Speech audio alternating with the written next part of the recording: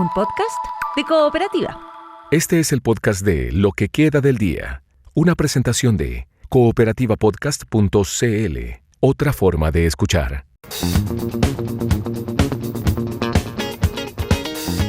Hola, soy Paula Molina, muchísimas gracias por estar aquí en un nuevo episodio de Lo que queda del día. Está Luis Devia en las grabaciones. Tenemos dos temas hoy, Sala Cuna y registro de vándalos e incivilidades. Vamos a conversar de Sala Cuna con la presidenta de Chile Mujeres, Francisca Yuneman, quien echó de menos palabras como urgencia o conocer qué indicaciones presentará el gobierno el próximo 15 de junio.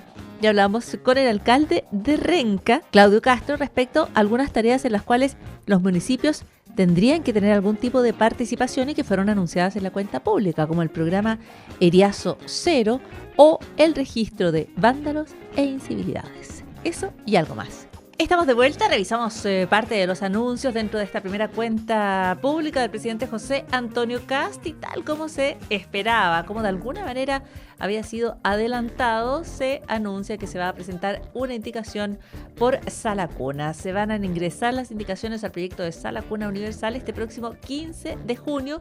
Vamos a conversar con la presidenta ejecutiva de Chile Mujeres, Francisca Yuneman, respecto a este anuncio, a que hay dentro de la conversación, el debate para, recordemos, una iniciativa que lleva años en el Congreso. ¿Cómo está, Francisca? Muy buenas tardes, bienvenida a Cooperativa. Muy buenas tardes, Paula. Muchas gracias por esta conversación. Partamos por las indicaciones. Un proyecto que está allí hace muchísimo tiempo. Existió un último impulso al cierre del gobierno anterior, bajo el expresidente Gabriel Boric, ¿no es cierto?, de efectivamente aprobarlo porque existía cierto consenso técnico. Pero esa decisión quedó postergada y luego parecen de alguna manera haberse reabierto algunas discusiones, debates o diferencias respecto a cómo llevar adelante este proyecto de Sala Cuna Universal. A partir de los anuncios del presidente, ¿qué es lo que a ti te parece más relevante? ¿Qué es lo que crees que va quedando clara respecto a las posibilidades de que este proyecto efectivamente se apruebe, Sala Cuna Universal? Bueno, primero, Paula, nosotros teníamos la esperanza que para esta cuenta pública ya estuviera por promulgarse la ley, porque recordemos que en la campaña el presidente José Antonio Kast se comprometió a tener una ley de Sala Cuna nueva en los primeros 90 días de gobierno. Bueno, eso no se logró, tampoco están presentadas aún las indicaciones y se confirma lo que ya sabíamos, ¿cierto?, por el ministro del Trabajo, Tomás Rau, de que se van a presentar indicaciones de aquí al 15 de junio. Valoramos mucho que esto también se haya reforzado por parte del presidente de la República, pero la verdad es que no escuchamos en ningún minuto del discurso del presidente la palabra urgencia frente a la urgencia de desempleo femenino que tenemos en Chile. Recordemos que a fines de la semana pasada, supimos los nuevos niveles de desempleo. El 100% del aumento del desempleo nuevamente fue exclusivamente de mujeres. Llega al 10,5% y en el caso de las mujeres jóvenes al 28%. No al 25%, como se dijo en la cuenta pública. Y nos tiene preocupada porque nosotros esperábamos, ¿cierto?, que hubiese una fuerza de urgencia en las palabras del presidente que no escuchamos. Ya, o sea, les faltó urgencia, les faltó que se conozcan las indicaciones, porque quien haga una escucha quizás un poco más rápida de un discurso que fue muy extenso, aquí se podría haber entendido que estaban listas las indicaciones, que quizás están pero no las conocemos, o que el proyecto estaba listo para aprobarse y no es así. De hecho, las indicaciones podrían tomar una larga discusión si es que se presentan ideas en torno a las cuales la oposición y el oficialismo no tengan las mismas miradas, ¿no es cierto?, que es lo que ha pasado durante como 20 años o más. Que tiene que ver, por ejemplo, con quién lo financia, si estos son aportes del Estado, si esto es cotización adicional que paga quien emplea a las personas, si se usan fondos vinculados al seguro de cesantía. ¿Está allí en el financiamiento uno de los desafíos más importantes que se van a ver en las indicaciones? O sea, yo creo que ese es el gran tema que está analizando el Ejecutivo y, por supuesto, la prudencia en las finanzas públicas, la gradualidad, la responsabilidad son principios que nosotros compartimos completamente, pero también como Fundación Chile Mujeres esperamos que se mantenga lo que ya fue el acuerdo transversal que se logró en el periodo anterior, en la administración anterior, en que hay un 0,1, ¿cierto?, que se deja de cotizar al seguro de cesantía por parte de las o los empleadores y se pasa a cotizar al fondo de Sala Cuna, más otro 0,1 que las empleadoras o los empleadores cotizan, estaba hablando en promedio de 1.000 pesos, y eventualmente evaluar si en un plazo de 1 año y medio es necesario otro 0,1, porque a lo mejor no van a tener las tasas de uso tan elevadas como están estimadas, por lo menos en el informe financiero del gobierno anterior. Nosotros, para que estas indicaciones se puedan presentar, se necesita el informe financiero del actual gobierno, y eso es lo que yo creo que, me imagino, que se está esperando para poder presentar las indicaciones.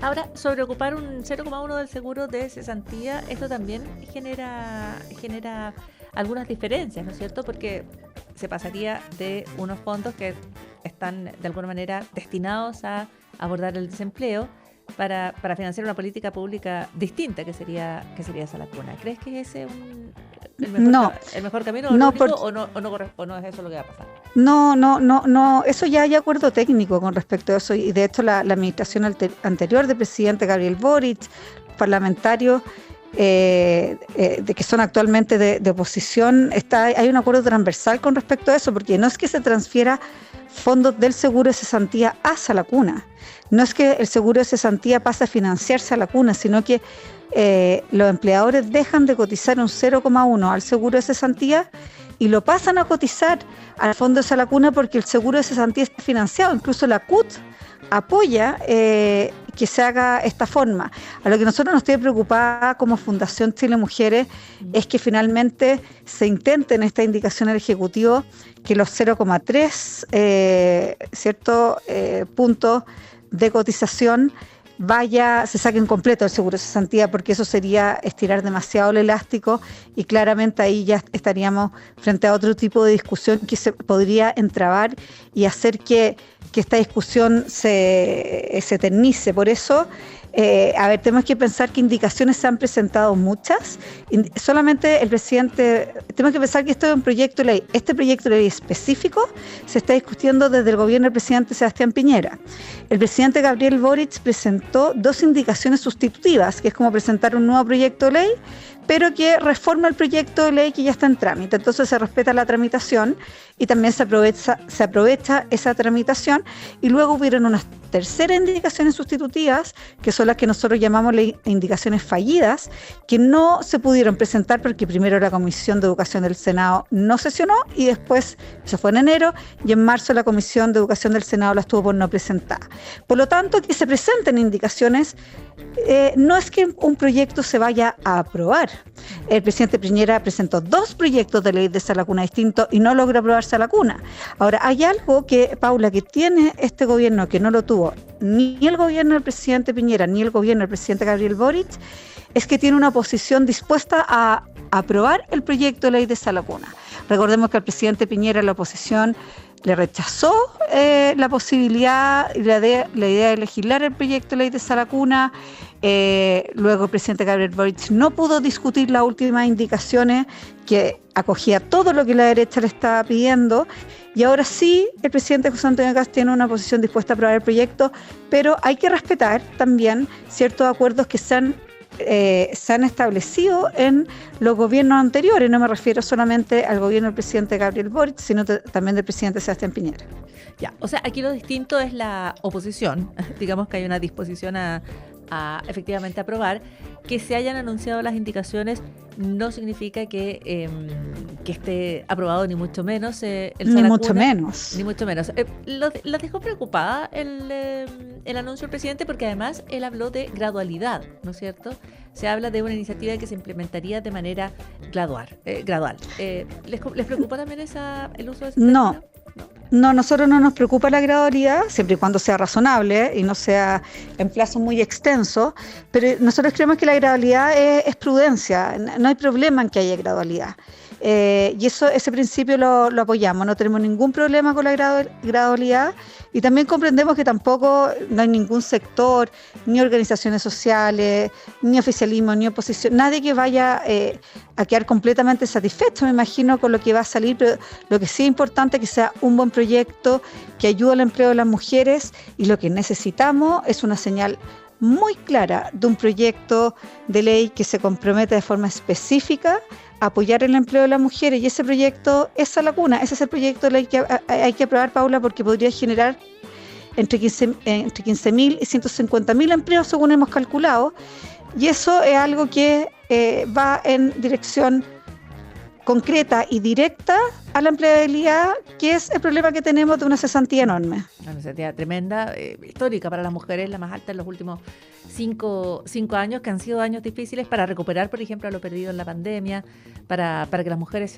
vuelvan al trabajo.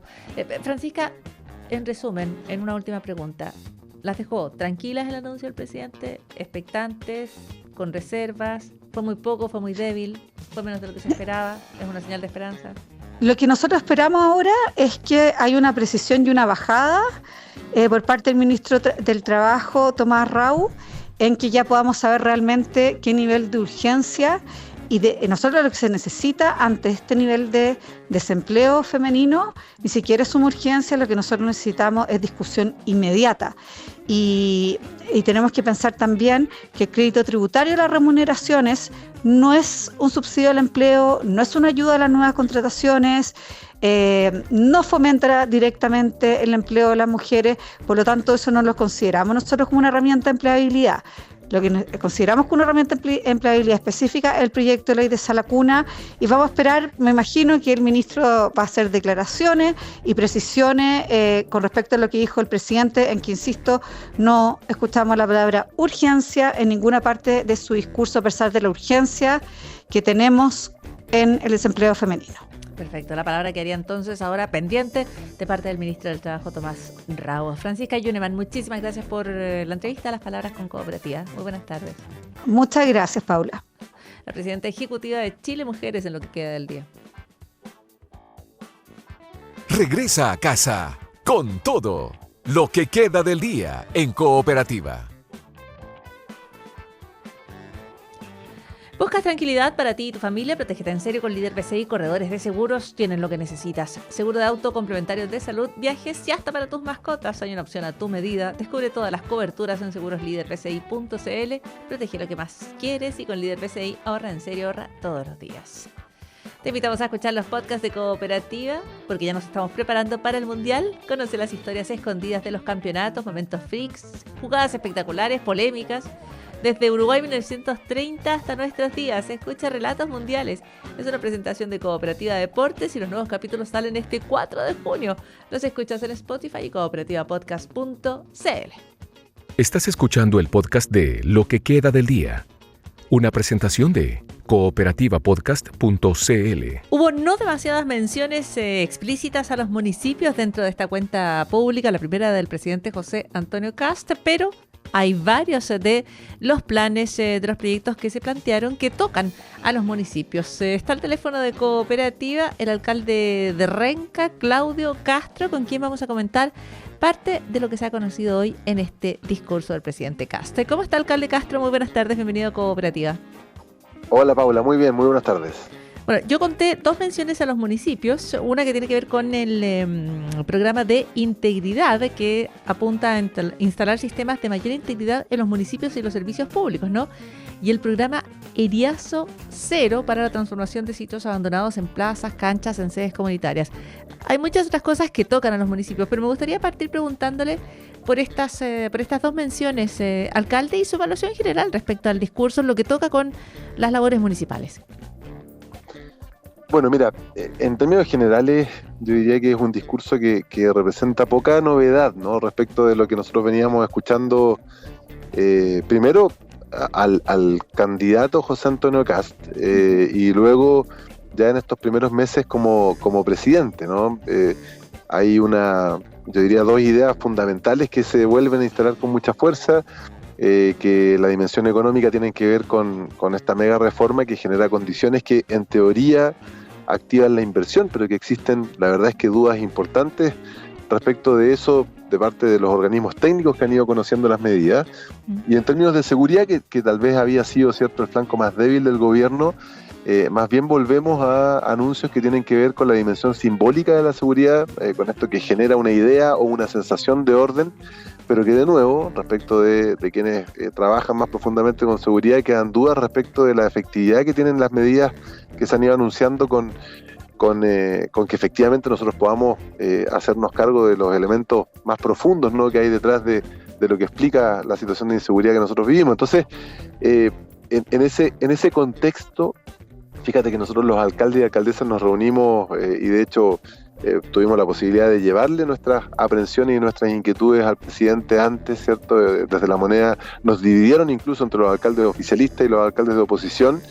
Y bueno, por cierto que quedamos con un sabor amargo de que aquellos temas que nosotros le planteamos al presidente no fueron abordados, más allá de estas menciones pequeñitas, ¿no?, con programas que conocemos poco, además de cómo se van a ejecutar, ¿no? El proyecto de los sitios de Erazo, por cierto, que todos queremos y trabajamos. Yo vengo ahora de una inauguración de un espacio público en Renca que antes fue un sitio de Erazo, que hoy día se ha ido mejorando, pero no sale mucho de ese ámbito más simbólico y no se hace cargo de las cuestiones que nosotros le planteamos al presidente, que tienen que ver con los recortes que estamos viendo en salud y la proyección, además, en términos del plan de salud pública, de lo que significa la atención primaria de salud que administramos los municipios.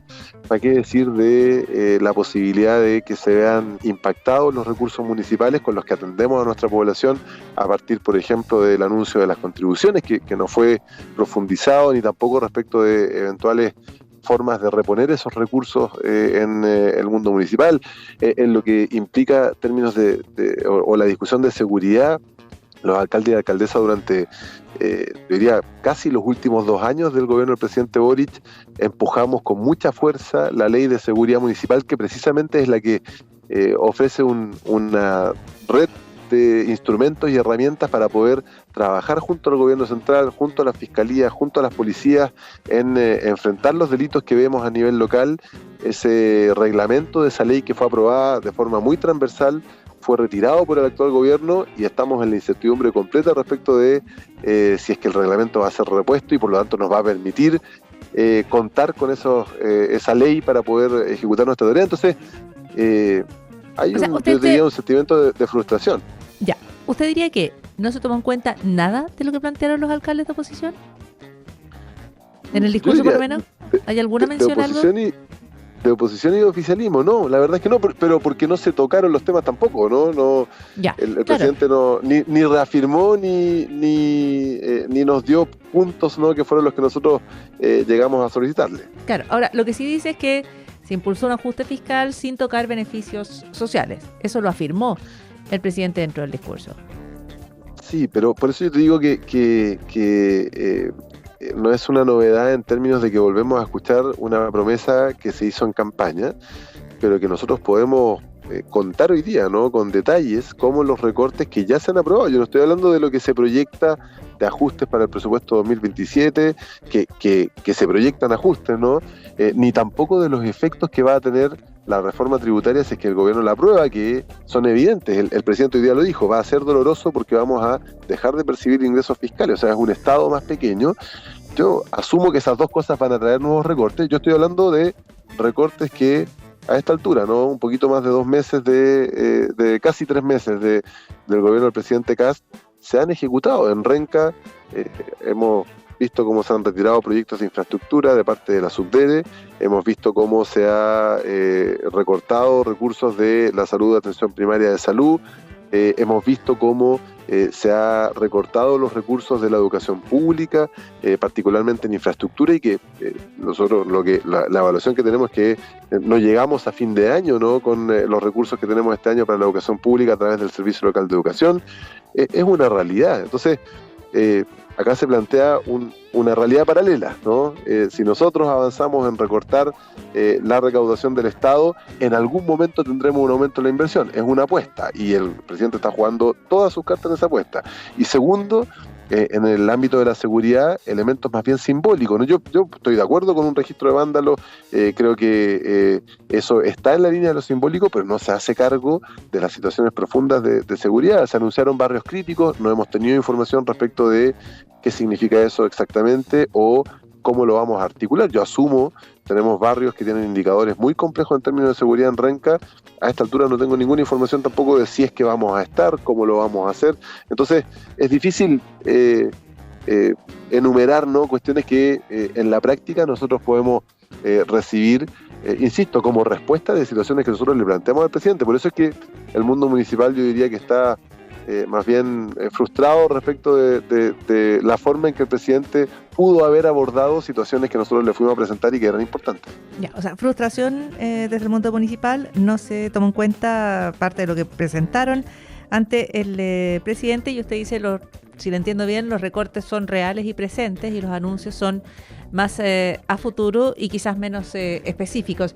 Pero un anuncio como el plan de intervención barrial intensiva en 50 barrios críticos, ¿usted sabe si habrá algún barrio en Renca que sea parte de esta intervención, por ejemplo? No lo sabemos. Yo asumo que sí, ¿no? En términos de estrategias de seguridad, las intervenciones barriales con distintos nombres en los distintos gobiernos, a mí me ha tocado ya trabajar con 3 gobiernos distintos, este es el cuarto, de colores además políticos distintos, han existido históricamente, ¿no? Van cambiando sus nombres, es una intervención más o menos similar, pero a esta altura yo no tengo información de si va a haber alguna intervención particular en Renca. Ya, y usted dice, anuncios como el de los sitios eriazos es como simbólico, no va al fondo del problema, es importante, pero por ejemplo ya se hacen intervenciones, usted viene de una intervención en lo que era un sitio eriazo y ahora es un espacio para la comunidad. Me mencionó el registro de vándalos e incivilidades, porque aquí sí va a incluir cuestiones que hoy son infracciones, ¿no? Como el rayado. ¿Los municipios tendrían que tener algún rol allí? ¿Denuncia, fiscalización, en algo? Mira, la subsecretaria de Prevención del Delito, en alguna de las reacciones que hubo a la cuenta pública, manifestó que la idea es que de esto se hagan cargo los municipios, o más bien en el nivel local, ¿no? Trabajando en conjunto con los juzgados de policía local. Yo, de nuevo, no conozco detalles de eso más allá de esa declaración o de esa reacción a la cuenta pública.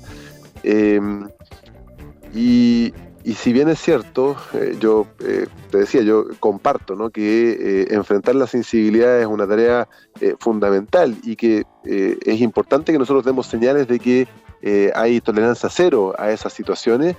Me parece que el solo hecho de que además personas pierdan derecho a beneficios sociales por esa razón puede incluso resultar contraproducente en el largo plazo. En el corto plazo tú generas, es verdad, una sensación de seguridad mayor, pero en la medida que eso no funciona y se extiende en el tiempo, que es muy probable que suceda, ¿no? Porque los municipios no tenemos capacidad de fiscalización, porque para eso necesitaríamos más recursos, o porque carabineros tenemos muy pocos en las calles, ¿no? Y por lo tanto tampoco tienen esa capacidad.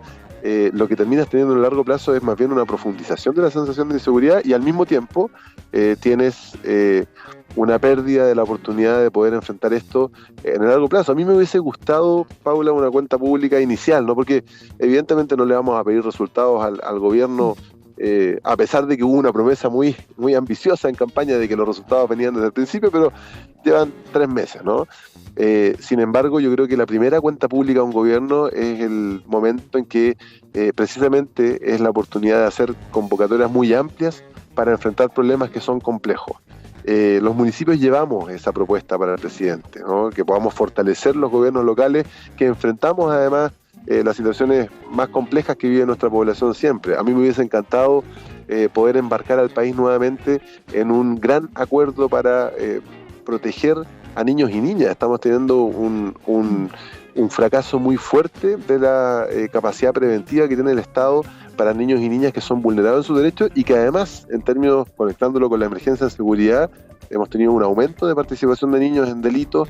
Bueno, este era el momento para poder hacer una convocatoria amplia a un gran acuerdo en esa línea.